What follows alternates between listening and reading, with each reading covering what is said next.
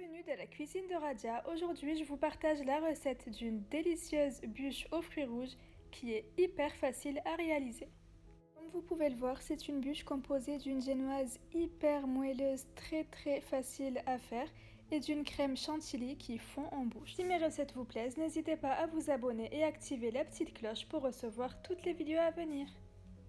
Sans perdre de temps, on passe à la recette. Alors pour notre génoise, il va nous falloir 4 œufs, 100 g de sucre en poudre, 2 sachets de sucre vanillé, 120 g de farine et une cuillère à café de levure chimique. On va commencer par casser et fouetter nos 4 œufs. Pour ma part, j'ai utilisé un robot, mais vous pouvez très bien les fouetter à la main. Ensuite, on ajoute les 100 g de sucre en poudre et les 2 sachets de sucre vanillé.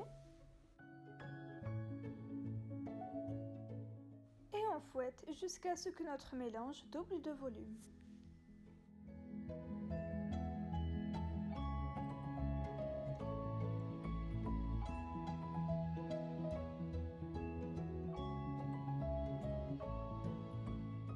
J'ai fouetté mes œufs pendant 8 minutes. Comme vous pouvez le voir, notre mélange a bien blanchi.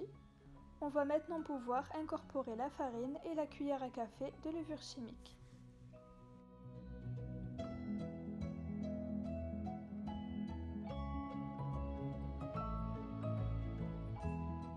Une fois avoir mélangé notre farine et notre levure chimique, on va les passer au tamis pour avoir une génoise réussie.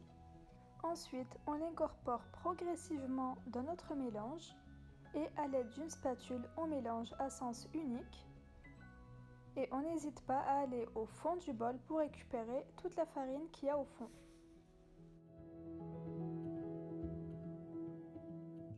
Notre pâte à génoise est prête, on va maintenant l'utiliser. On aura besoin d'un plat à four et d'un tapis en silicone. Si vous n'avez pas de tapis en silicone, vous pouvez très bien utiliser du papier sulfurisé. Ensuite, on verse notre pâte dans notre moule. N'hésitez pas à fariner votre moule pour éviter que la pâte ne colle à la sortie du four. On étale bien notre pâte sur toute la surface du moule. On tapote notre moule contre le plan de travail pour éliminer toutes les bulles d'air. Ensuite, on préchauffe notre four à 150 degrés et on enfourne pendant 8 minutes, chaleur tournante. Lorsque notre génoise est dorée, on peut la retirer du four. Ensuite, on saupoudre la génoise de sucre glace pour éviter qu'elle colle lorsqu'on l'enroule. On dispose par-dessus une feuille de papier cuisson. Ensuite, on retire notre tapis en silicone délicatement. Comme vous le voyez, vu que j'ai pas saupoudré mon tapis de farine, elle colle un petit peu. On enroule délicatement notre génoise dans un papier cuisson et comme vous pouvez le voir, elle est incassable. Ensuite, on prend notre génoise, on la met dans un linge propre, le temps de préparer notre crème.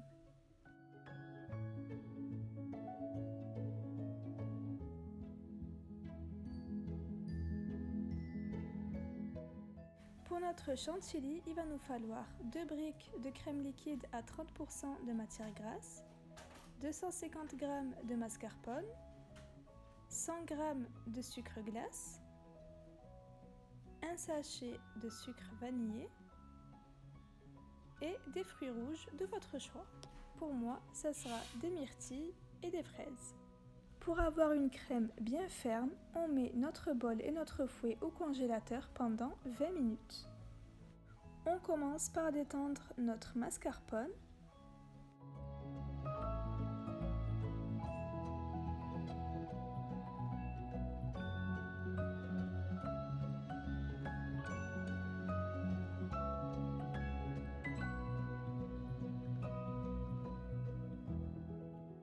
Une fois notre crème bien détendue, on ajoute notre crème liquide.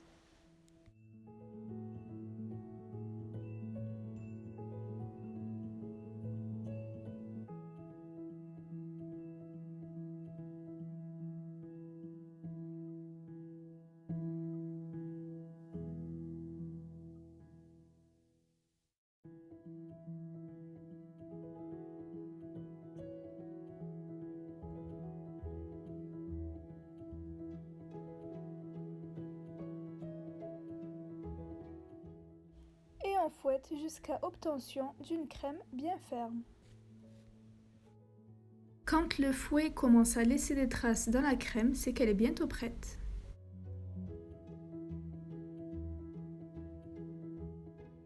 Voici le résultat de la crème que vous devez obtenir.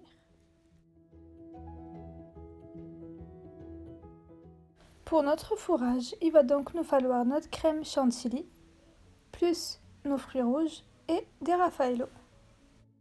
Ensuite, on prend notre sirop d'imbibage, j'ai un demi-verre d'eau et du sucre. On le fait chauffer au micro-ondes et on le réserve pour imbiber notre génoise. On prend notre génoise et on la déroule délicatement et on l'imbibe entièrement.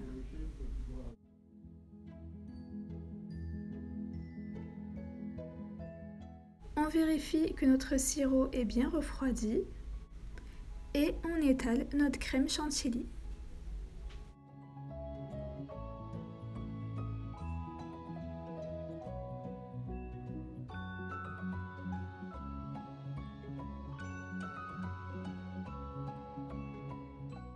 Ensuite, on ajoute nos raffaello.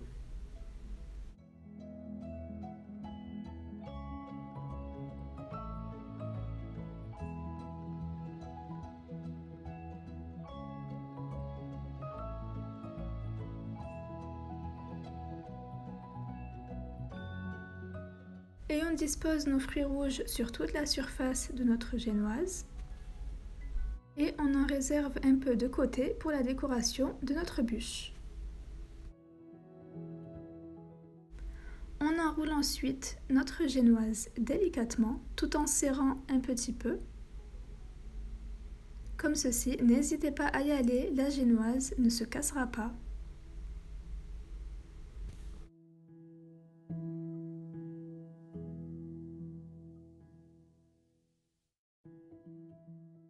Ensuite, on coupe les bords.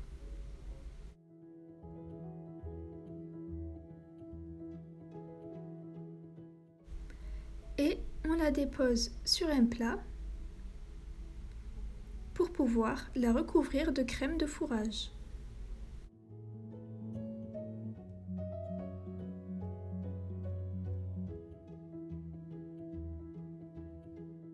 Une fois l'avoir recouverte de crème, vous pouvez soit la laisser telle qu'elle ou faire des vagues à l'aide d'une fourchette. Et pour la déco, j'ai opté pour des boules de raffaello et des fruits rouges qu'on va mettre par-dessus.